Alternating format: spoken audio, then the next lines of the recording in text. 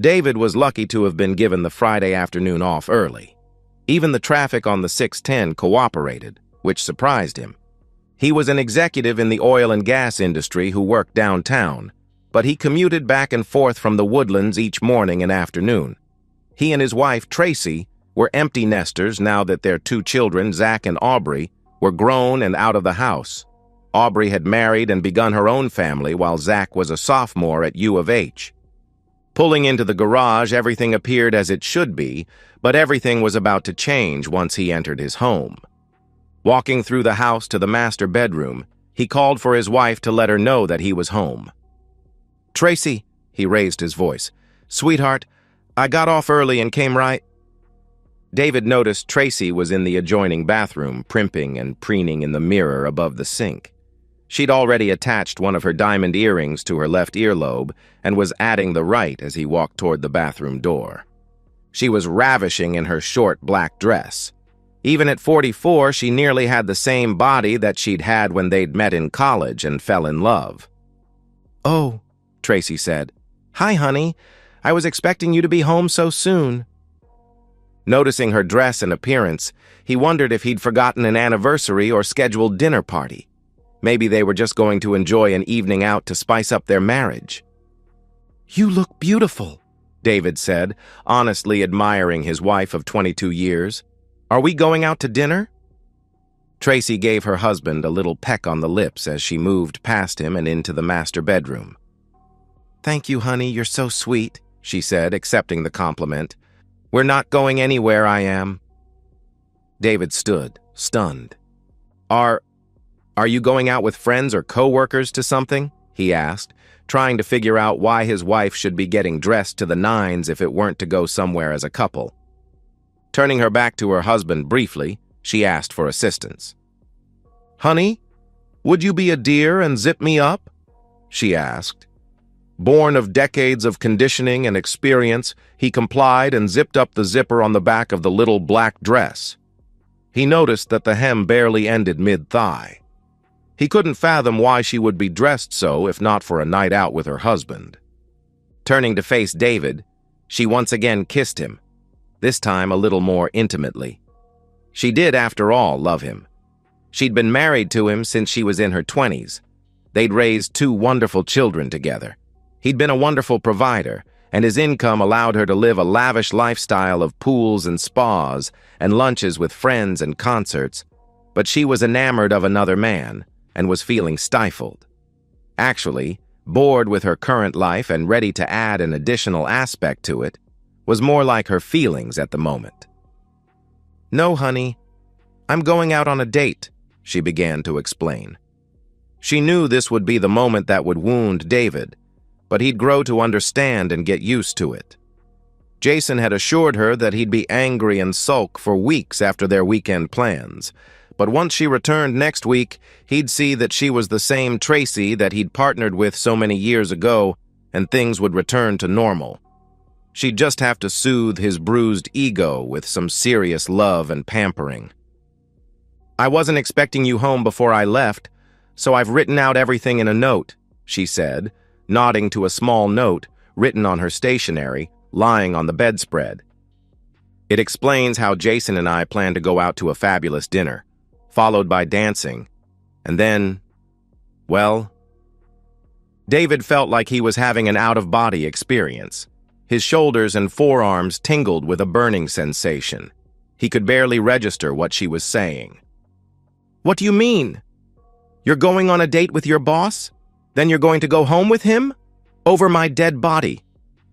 "David," she said condescendingly, like she was explaining to a child. "That's such a crude word to be using, but yes, he and I are going to spend the weekend together.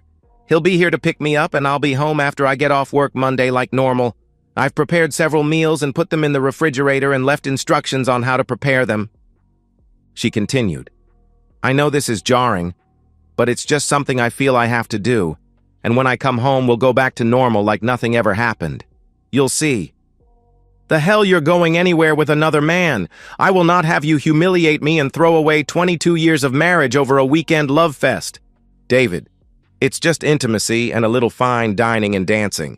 It's nothing compared to those 22 years of marriage. I'll come back and you and I will grow old together. I think you owe me just a few days of fun after all these years." Tracy's phone made a pinging sound, and she opened her little purse, took it out, and glanced at the message. "Now, if you'll excuse me, Jason's outside and waiting." She attempted to give her husband a kiss, but he would none of it. They were in the middle of a life-changing argument, and he would not be dismissed like his wife was just leaving for work. "No!" he yelled as she turned and walked out into the hallway toward the living room. "I will not excuse you!"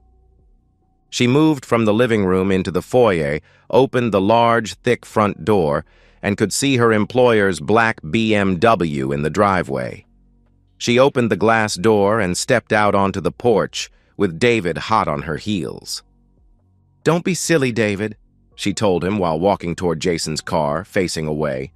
"I'll call you every now and again to check on you. It's the least I could do. And David, if you go out drinking to get it out of your system, do give your keys to the bartender, won't you?" Tracy turned and faced her husband one last time. "I do love you, and I want you to know that I'll be back Monday night, and you can reclaim me then. You'll see. This will be just a minor bump in the road compared to my love for you." "Now, good night," Tracy said as she turned and moved toward the passenger side of Jason's car. "Tracy!" David yelled. "If you get in that car, our marriage is over!" It didn't seem to faze her a bit. She pulled on the handle and opened the door. Her rich boyfriend was in the driver's seat, smirking at the puny man that he was enjoying humiliating. "Tracy!" No exclamation mark, David tried again. "I will not allow you to leave with this jerk. Do you hear me?" She got into the seat and closed the door, leaning over to give a short kiss to her paramour for the weekend. Jason had told her it was only for the weekend, but his plans were to sink the hook now and keep coming back for more later. At work. After work. Maybe even in this humiliated husband's own marital bed. Wouldn't that be sweet? He thought. Tracy leaned back and put on her safety belt, ready to go have a night of fun followed by passionate love. "I will not let you leave with him," David yelled, loud enough to be heard through the windshield as he leaned his face over it.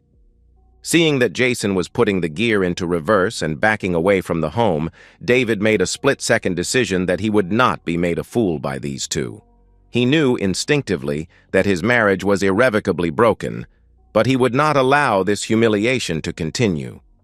Reaching toward the concealed carry holster in the small of his back, he unholstered a Springfield Armory XDS Mod Compact 45 that he always carried for protection. He aimed down and fired one bullet into the front passenger tire before swinging the handgun left and shooting out the rear passenger tire as well. "You are not going anywhere with this man!" David yelled. Tracy didn't know what to think. She was afraid David would shoot her and Jason next. She instinctively pulled toward the interior of the car, and her hands went up toward her chest. Jason, however, was furious. No one was going to disable his BMW, especially not this little man. His door flew open, and the large man stepped out and slammed the door behind him, giving him a clearer path to kill this little pipsqueak. "You worthless man! I'm going to make you pay," Jason growled, lunging toward David in an effort to fight. He shouldn't have said that. David took a shooting stance and fired 2 bullets in Jason's center mass in self-defense. The bullets tore through Jason's ribs, lungs, and heart, felling him almost instantly. Since he'd had forward momentum, he fell forward, landing hard on the cement driveway. If he'd lived, he would have had a concussion from that fall, but he was dead before he hit the ground.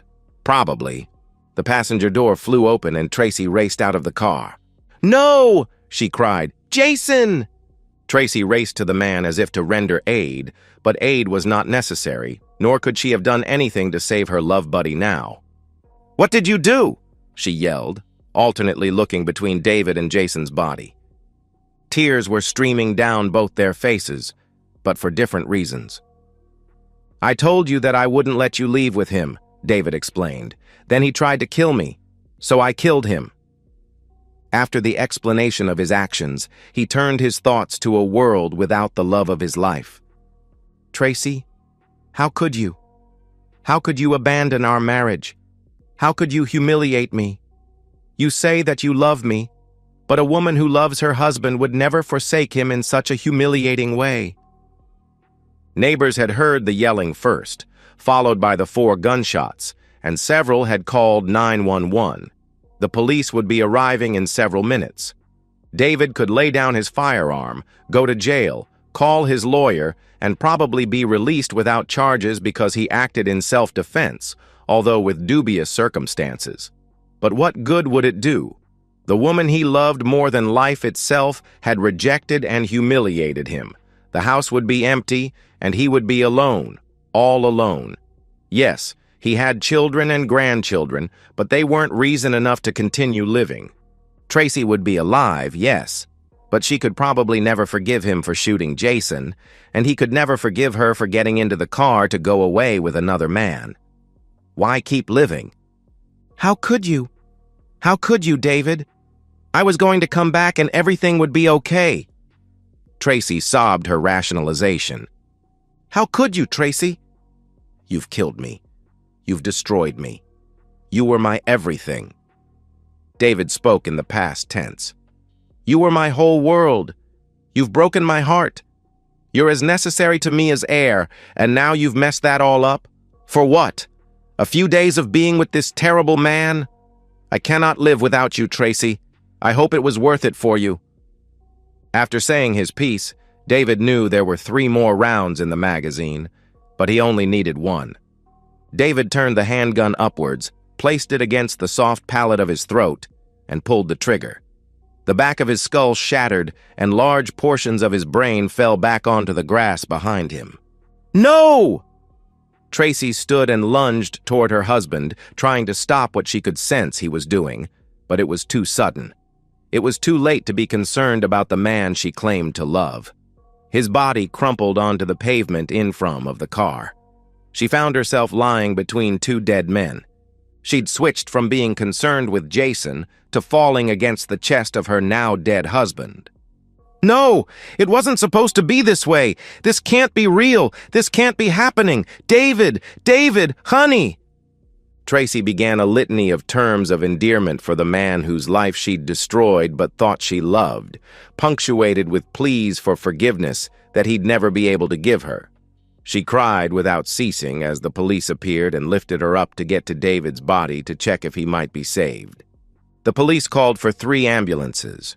1 to carry Tracy to the hospital for examination, 1 for David's lifeless body, and 1 for Jason's body. David and Jason would be pronounced DOA, and their bodies were taken to the Houston morgue. Tracy was inconsolable.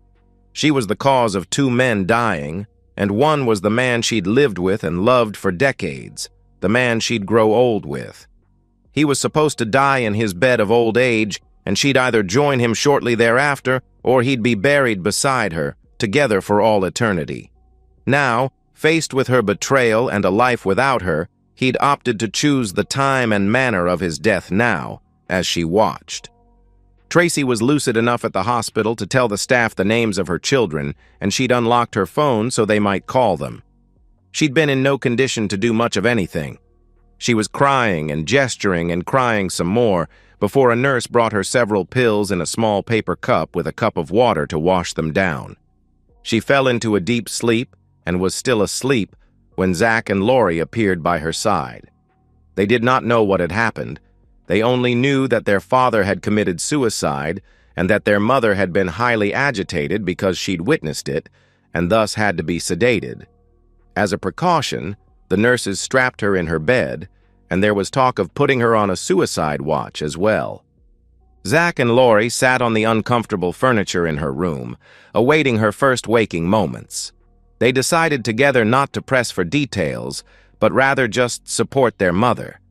Tracy had woken up, looked at her children who were now standing around her, and all she could do was cry.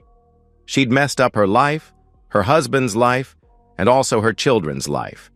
She knew they'd find out what she'd done eventually and why their father did what he did, and she rightfully feared that they'd resent her until her dying day for her actions. She had to be sedated several more times after that, but after several days, she rode with Aubrey to her home. She and her husband, with their children, would allow Tracy to live in their guest bedroom until a decision could be made about the family home. At first, it was just a crime scene, but later, even after the blood had been hosed away to the gutters and then the sewer, Tracy could not bear to return to their home. After several weeks, the decision for her children to return to the house and pack up what could be packed up. David's clothes and things would be given to Goodwill, and several mementos and his things were packed away for a time to better view them, once the scars had healed somewhat. Then the house was sold. Tracy received money from the sale of the house, as well as David's 401k and their savings. His life insurance denied her claim because David had taken his own life, voiding the policy. Her children rented a small 600-square-foot one-bedroom apartment near Aubrey and moved her into it. Anything that wouldn't fit comfortably was placed in storage. Both Zach and Aubrey learned of the circumstances of their father's suicide and their mother being the cause. And although they didn't turn their backs on her, the relationships were forever highly damaged. Spending time with their mother became more of a burden to be endured, rather than a happy time with one's parent. Tracy herself was also forever broken. She'd found a job and worked during the day, but her co-workers learned of her life story and never really accepted her into their circle of friends. Tracy began attending church and joined a life group. After attending several, she felt it necessary to share with the group her life story and the tragic events. She would need to be completely honest with them if she were ever going to be accepted and helped overcome her feelings of grief and shame. She would frequently just go home after work and sit on her couch, with her cat in her lap and having the TV on, but not really watching. She also frequently cried herself to sleep, remembering David's last words to her, and she'd selfishly and stupidly inflicted pain on the man she loved. She felt that she didn't deserve love and never dated again. She'd wake up with nightmares of that afternoon, reliving the events, but never being able to alter them in her mind. Tracy lived until she was 62. She died, malnourished, frail, and generally in poor health of a cardiac arrest in her sleep, in her apartment. After failing to reach their mother by phone, Zach let himself into the apartment to find his mother had passed away. She had died of a broken heart, in more ways than one. After some debate, Zach and Aubrey agreed that their mother had mourned and grieved enough, and although they couldn't bring themselves to say that she deserved it, they nonetheless had her buried to the side of their father. And that's the end of today's story. If you enjoyed it, please give this video a thumbs up and drop a comment below. Your support helps the algorithm push my content further. If you're new to the channel, don't forget to hit that subscribe button. It really helps me keep creating more stories for you. Thanks for watching, and I'll see you in the next one.